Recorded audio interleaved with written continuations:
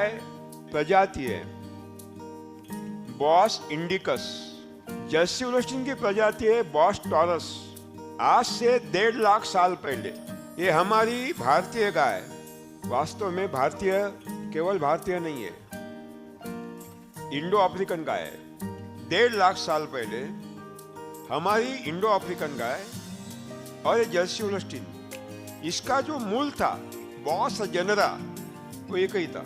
लेकिन बाद में ज्वालामुखी के इतने भयावह विस्फोट हो गए, इस विस्फोटों से ये धुआं इतना तेजी से हवा में बिखर गया, अनेक गंधक का छा गया। ये प्रक्रिया हजारों साल चली। जब भी ज्वालामुखी फटता है और पूरे धूल भरती है तो क्लाइमेट चेंज होता है, जलवायु परिवर्तन होता है। उस समय हो गया। तो इससे परिणाम क्या? जब भी जलवायु परिवर्तन होता है ग्लोबल वार्मिंग बढ़ता है, उस समय हो गया था। तो जन्नुक रचना में अपने आप बदलाव होता है। मानव के हो या प्राणी के, वनस्पति के जन्नुक रचना में अपने आप बदलाव होते हैं।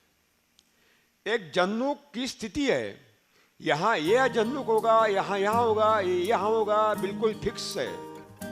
लेकिन इस स्थिति में जन्नुक अपने स्थान बदलते हैं। इससे क्या हो गया कि ये बहुत जनरा स्प्लिट हुआ, विभाजित हुआ। इससे एक शाखा निकली बॉस इंडिकस, ये भारतीय और अफ्रीकन गाय। दूसरी शाखा बॉस टॉरस जो अभी यूरोप में दिखती है। तीसरी याक नाम प्राणी जो हिमालयन रेंज में, वो अभी भी देख रहे हैं हम, चाइना में भी हिमालयन रेंज में है, जो खेती का काम करता है। 3 शाखाएं। लेकिन जन्नुक रूपांतर चलता था, आज भी चल रहा है। 1.5 लाख सालों में दोनों स्पेसीज में जो जन्नुक परिवर्तन है, ये प्रक्रिया निरंतर चल रही है। चलते चलते चलते एक समय आया कि दोनों अलग हो गए। दोनों के गुणधर्म, जन्नुक रचना अलग हो गई। एक बन गया बॉस इंडिकस, एक बया बॉस टॉरस।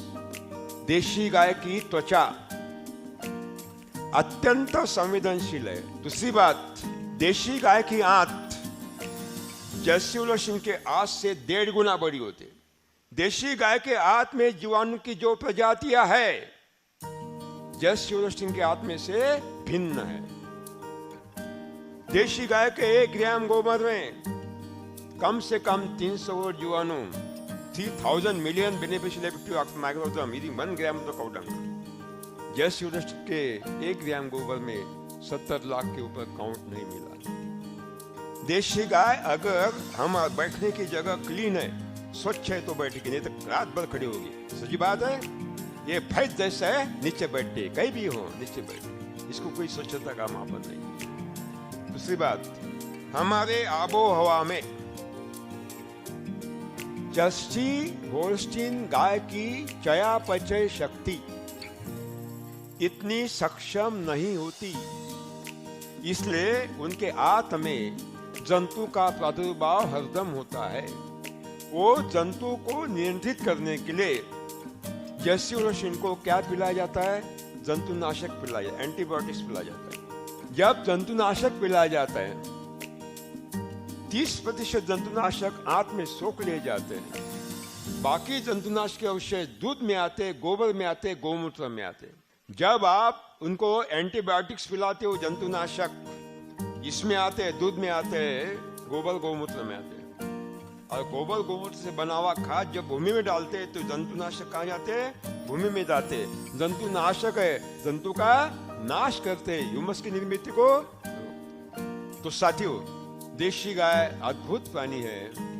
देशी गाय के बिना पूरी दुनिया की खेती अगली बार नहीं होगी। एक ऐसा देश है ब्राजील नाम का, अमेज़न नदी के किनारे बैठा है, घने जंगल है, हमारी जैसी आबोहवा है, हमारी जैसी फसलें हैं। और ब्राजील सरकार ने क्या किया? हमारे देश में से, आंध्र में से ओंगोल के बुल, सांड और गाय लेके गए।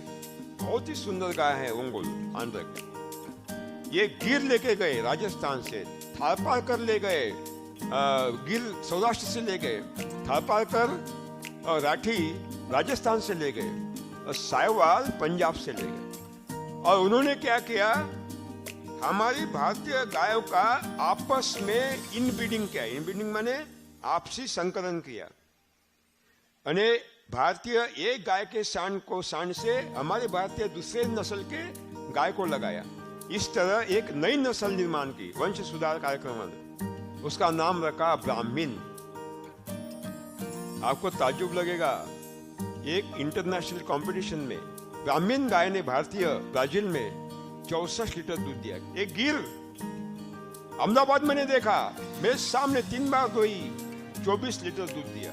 कौन बोलता हमारे गाय दूध दी? हमारी गाय भी दूध देने की क्षमता रखती है, लेकिन वंश सुधार नहीं है। हमारे महाराष्ट्र में एक खिलार नाम की गाय है, बहुत अच्छे बैल है। बैल इतने कि 10 क्विंटल बोझा धो दौड़ते हुए लेके जाता है, इतने बैल। लेकिन गाय केवल 1.5 लीटर 1 लीटर दूध देती है, क्योंकि वंश सुधार नहीं हुआ था। गवर्नमेंट ने प्रयास किया, लेकिन वो सब फंस गया। तो पुणे जिले में इंदापुर में हमारा एक केंद्र है, पालेकर कृषि का, जहाँ गाय रखी है। जीवामृत से पैदा हुआ चारा खिलाया जाता है, जीवामृत से पैदा हुआ सब पानी यानी सब उसकी व्यवस्था की जाती है। वही गाय में वंश सुधार किया तो 7वें साल 14 लीटर दूध देने लगी, जो 1.5 लीटर दूध देती। इतना ही नहीं, इलाहाबाद से लेकर पटना तक गंगा नदी के दोनों किनारे एक बहुत ही सुंदर नस्ल है हिंदुस्तान की गाय की, वह गंगा तीरी, बहुत सुंदर सफेद, बिल्कुल ऐसी सुंदर है, देखने में क्या बात। कभी भी 1.5-2 लीटर के ऊपर दूध नहीं देती। बनारस में हमारा एक सेंटर है वंश सुधार का, जहाँ जीवामृत पर पका चारा खिलाया जाता है। वंश सुधार कार्यक्रम चालू है। हमारी गाय वो 1.5 लीटर वाली अब 18 लीटर दूध दे रही है। आपकी पहाड़ी गाय है, वैसी पश्चिमी घाट में, केरला, तमिलनाडु और कर्नाटक आके पश्चिमी घाट में छोटी सी बकरी इतनी गाय है। वेचूर है, कासारगुड़ गिड्डा है, मलनाड गिड्डा है, हाइलैंड डॉर्फ है, वेचूर डॉर्फ है, ये छोटी छोटी गाय है। कभी भी आधा लीटर के ऊपर दूध नहीं देती। हमारा प्रोग्राम चल रहा है वहाँ सुधार का। एक गाय तो 4.5 लीटर देने लगी, अभी 250 रुपये लीटर दूध दिया जाता है, बेचा जाता है। तो आपकी पहाड़ी गाय भी वंश सुधार से सुधर सकती है, उसका दूध हम बढ़ा सकते हैं, उसका पोटेंशियल बढ़ा सकते हैं, अच्छे बैल भी दे सकते हैं। आपके जिले में, आपके क्षेत्र में ऐसी गाय ढूंढिए देशी, जो सबसे ज्यादा दूध देती है, उसको खरीदो, उसको पकड़ो। उसका जो बछड़ा है वो सांड के लिए विकसित करो, क्योंकि जो ज्यादा दूध देती है उसका बछड़ा अगर सांड के लिए विकसित करता है, उस सांड से अगली पीढ़ी जो होती है वो ज्यादा दूध देने वाली होती है। कम दूध देने वाली का बछड़ा सांड के रूप में विकसित करोगे तो उससे जो संतति होती है वो कम दूध देने वाली होती है। तो ज्यादा दूध देने की गाय बहुत आवश्यक है, उसको ढूंढो, उसका बछड़ा अलग से पालो, उस बछड़े से अगली प्रोजनी 3 साल तक करो। 3 साल में सांड बदल दो, क्योंकि रिश्ते बदलते हैं, और फिर नया लाओ। इस तरह एक वंश सुधार का कार्यक्रम बनाओ, हमारी जीवामृत पर चारा खिलाओ, बहुत ही बढ़िया काम होगा।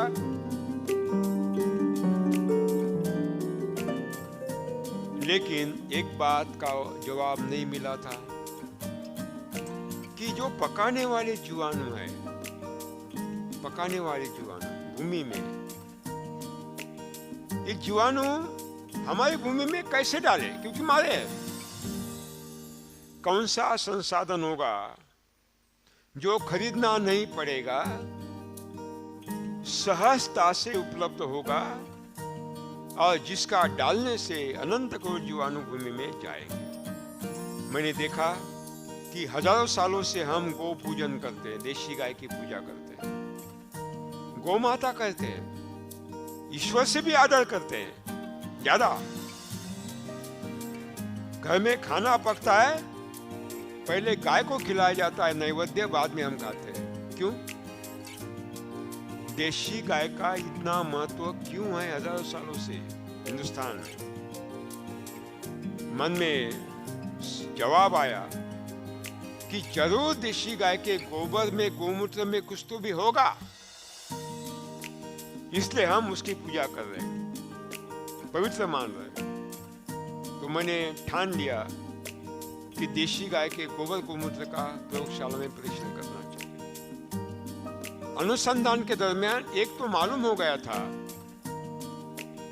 कि पेड़ पौधों के वृद्धि विकास में अनंत करोड़ सूक्ष्म जीवाणु और केंचुओं की भूमिका है। तो मैंने वो नीचे गिरा हुआ देशी गाय का गोबर उठाया और नीचे देखा गोबर के 2-4 छेद गिरे हैं। मैंने गोबर उठाया, देखा अनेक प्रकार के जीव जंतु वहां काम कर रहे हैं। पड़ोस में एक काष्ठ था, मैंने देखा एक भी जंतु चिपका हुआ नहीं है। मन में सवाल आया, अगर देशी गाय का गोबर नीचे गिरते ही ये छेद गिरे हैं, इन छेदों में से कौन ऊपर आया? मैंने 2500 छेदों का खोदकर परीक्षण किया। देखना चाहता था कि इन छेदों में से कौन ऊपर आए। अंत में मालूम पड़ा कि इन छेदों में से 2 प्राणी ऊपर आए। एक देशी गाय के गोबर का गेंदा से भी गोल गोल गोला बनाकर सामने ढकेलते हुए जाने वाले गोबर के कीड़े और देशी केचुए। केवल देशी गाय के 10 किलो गोबर 1 एकड़ के लिए महीने में एक बार काफी है। 11 किलो की आवश्यकता नहीं है। जब मैं 10 किलो गोबर खाद बता रहा हूं, गोबर बता रहा हूं 1 एकड़ के लिए महीने में एक बार, वो खाद के रूप में नहीं है, अनंत करोड़ सूक्ष्म जीवाणु के जामन के रूप में। गाय के बारे में रूप में जामन के रूप। एक देशी गाय का एक दिन का 10 किलो गोबर 1 एकड़ के लिए महीने में कितनी बार डालना है? 1 बार डालना है पड़ता है। इसका मतलब